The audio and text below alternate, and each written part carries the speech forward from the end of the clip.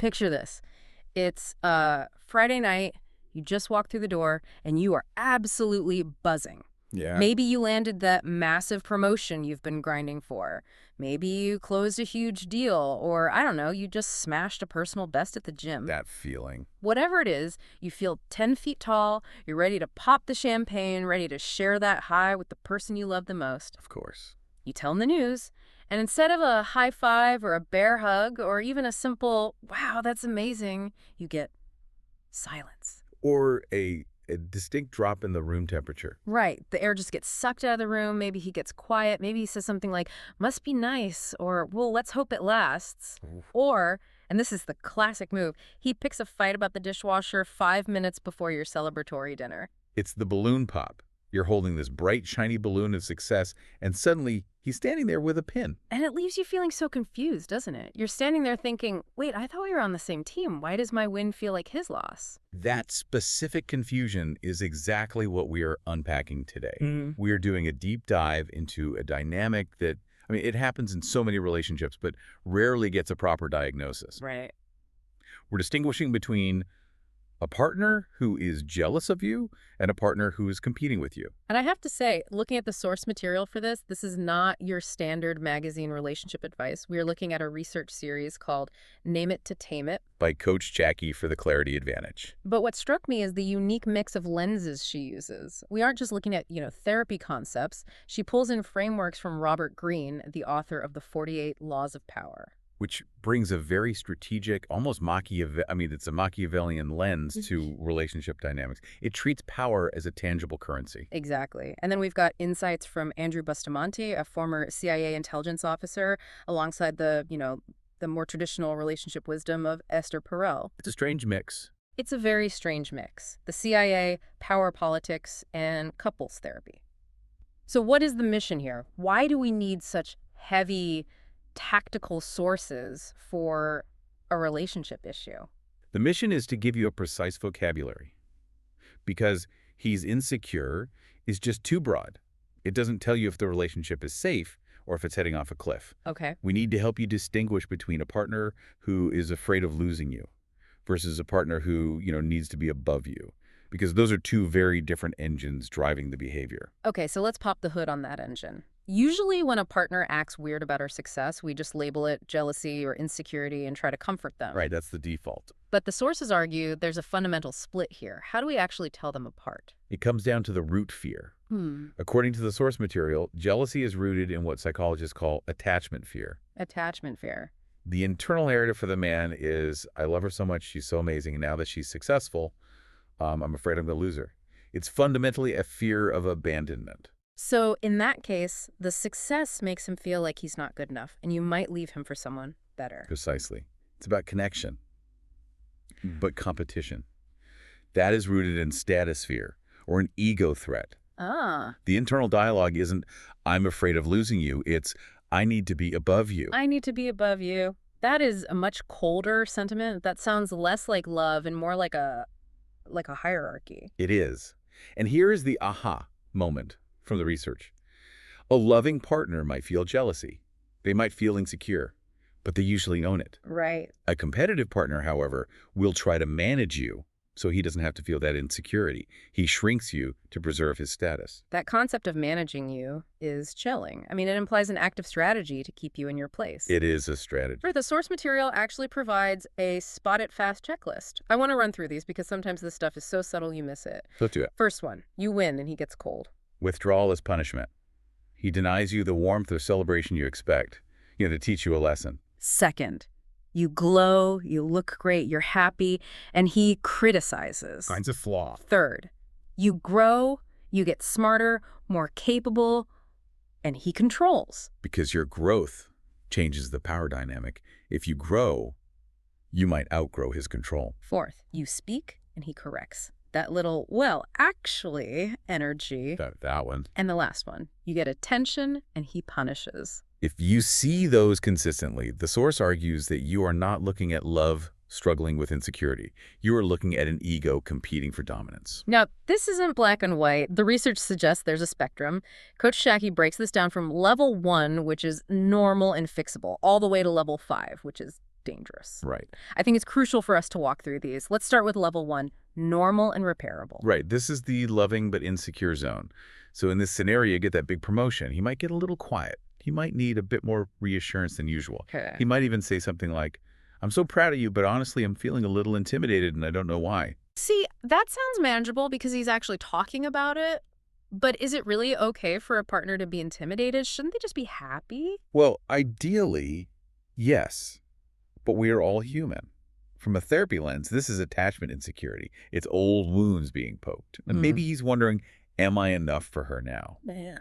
The key differentiator here, and this is what makes it level 1, is that he names it without blaming you. Ah, that's the key. He says, my insecurity is activated, not you are making me feel bad by being successful. That's a huge distinction. It's ownership versus blame. So if you're in level 1, what's the move?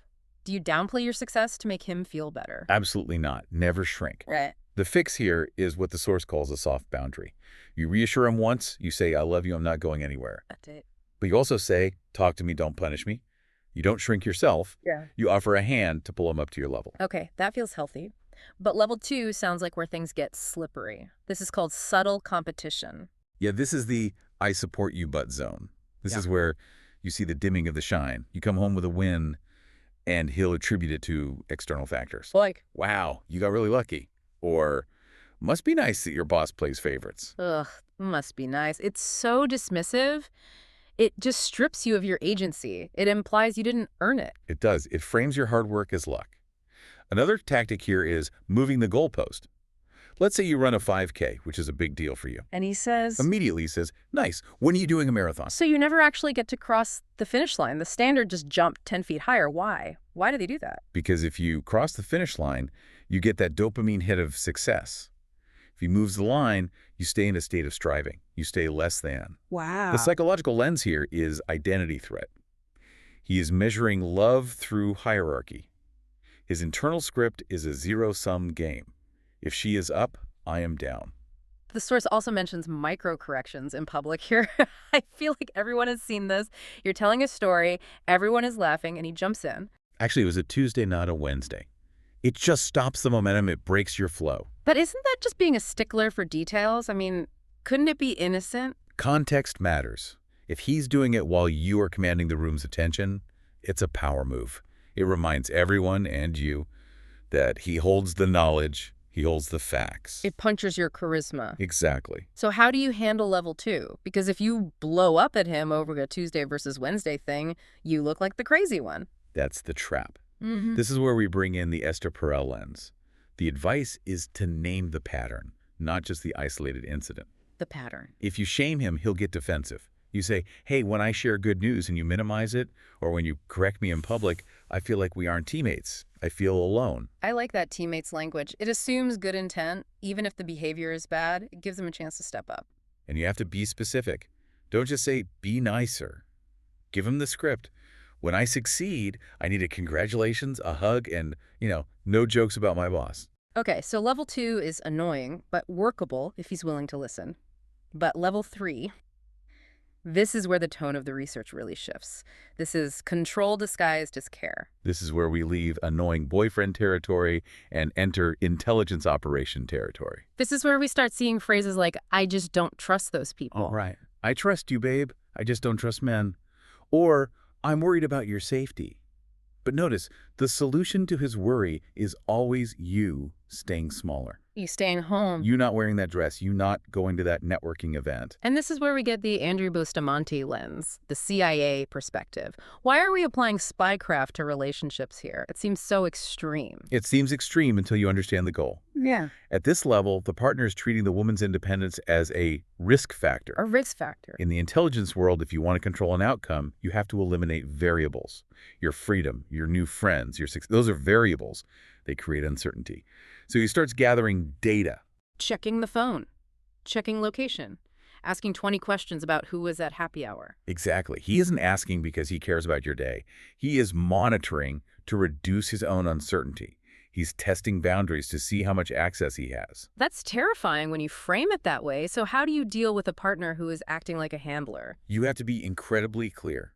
The Bustamante advice is, judge behavior, not promises. And the script is blunt. I don't do monitoring. If you check my phone again, we pause this relationship. We pause this relationship. That is a hard line. I mean, most people are afraid to go that far over looking at a text message. But it's not about the text message. It's about the surveillance. Because at level 3, he is eroding your autonomy under the guise of love. And if you don't set a hard boundary? The monitoring will only increase. You cannot negotiate your privacy. Which leads us to level 4, toxic competition. The source calls this status warfare. This is where it becomes active sabotage.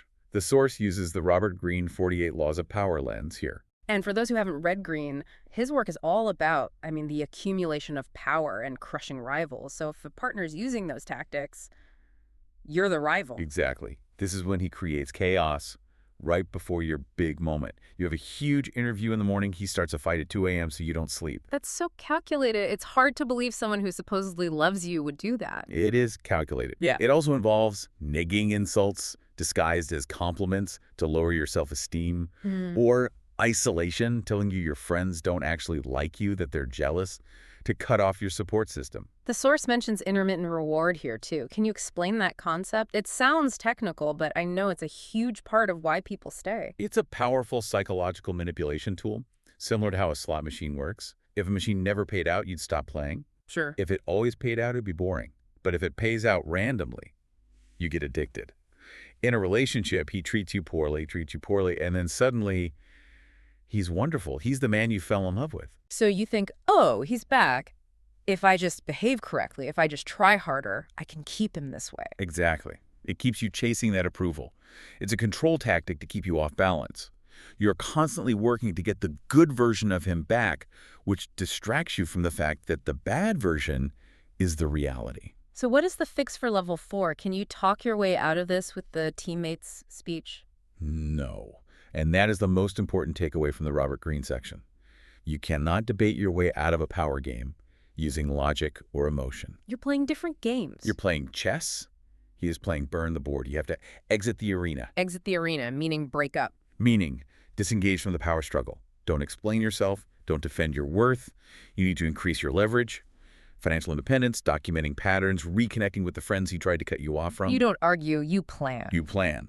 And then there's level 5, abuse. Right. Threats, intimidation, blame reversal. The source is very clear here. This is not a communication issue. This is a safety issue. Yeah. You don't need a script for this. You need a safety plan and professional help. It's heavy, but it's so important to see it laid out like that. Because I think a lot of people are stuck in level 3 or 4 thinking they just need to communicate better. When actually they are in a power struggle they didn't even sign up for. Exactly. You can't communicate someone out of needing to dominate you. No. So the big question is, why? Why do men do this? It seems so counterproductive to a happy life. The source synthesizes this beautifully into 3 main drivers. First, there is shame. If she is impressive, I am exposed. If you are shining, he feels like a shadow.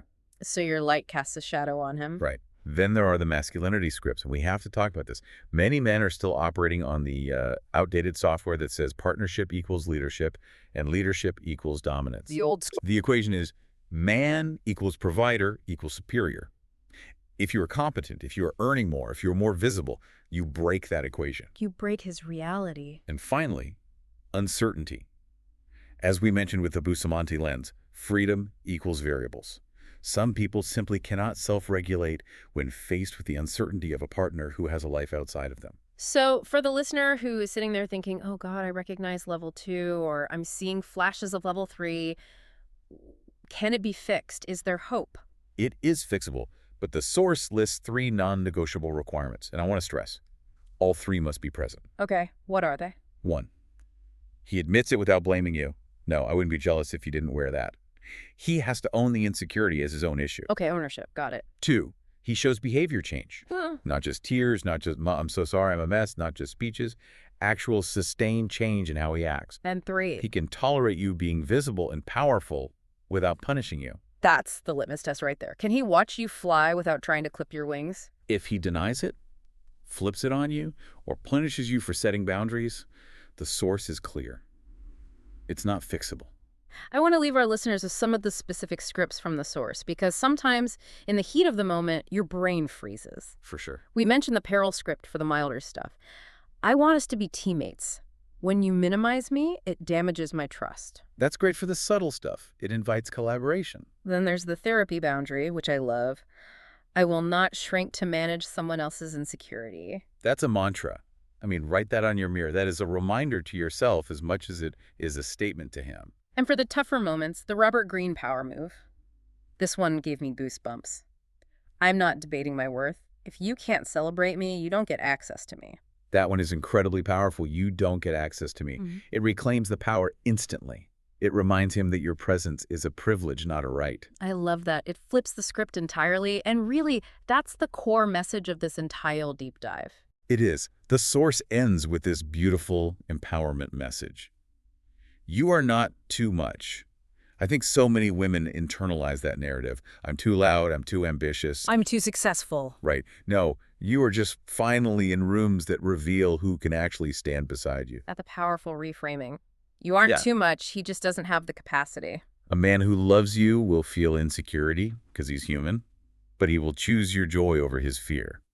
A man who competes with you wants your love, but he requires a smaller version of you to feel safe. That is the takeaway. If you have to shrink to be loved, that is not a partnership. That is a competition where you are losing on purpose. Perfectly said. This has been such an eye-opener. I feel like I need to go evaluate every interaction I've ever had. But seriously, understanding this distinction is a game changer. It stops the gaslighting. Hey. Once you name it, you can tame it.